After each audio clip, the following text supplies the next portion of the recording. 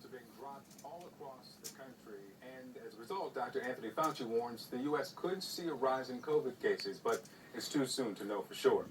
There is a new subvariant of Omicron that is spreading in the U.S. It's already causing most new COVID infections in Europe and the UK, but even though it appears to be even more transmissible than Omicron, it's not clear if it is more severe. CNN senior medical correspondent Elizabeth Cohen joins us now. Elizabeth, what do we know about this and what does it mean for the U.S.?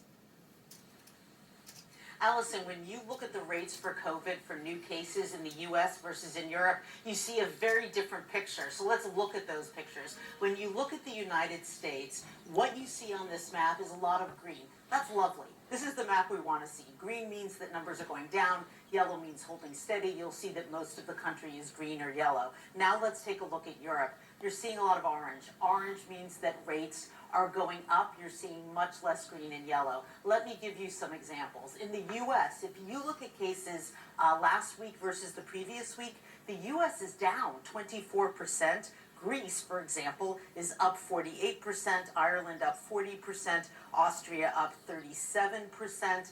Other countries are lower than that, but you can see that there's a big difference. And one note here, the CDC set up a wastewater surveillance system that we talked about before, and what they're seeing is higher rates of coronavirus in U.S. wastewater. Now, we don't know that that's going to translate to higher rates, but it's certainly something that's being watched, especially given what's happening in Europe.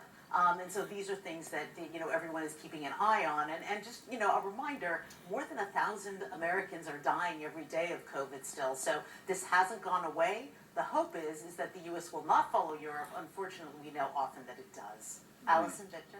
How about this new request from Pfizer to the FDA we're just getting in? Tell us about that. That's right. So CNN has learned that Pfizer is planning next week to apply for emergency use authorization for fourth shots for people over the age of 65. We knew that they were headed in the direction of fourth shots. It's interesting that they've chosen just over the age of 65 because there's been sort of a debate over whether it was useful for under 65. So what we're hearing is that it will be just over 65. There certainly is Israeli data showing that that helps keep people out of the hospital and that it helps save lives. It'll be interesting to see whether the FDA puts this in front of their advisors, which is an external group, or if they just review it on their own. Victor, Allison? Elizabeth Cohen, thank you.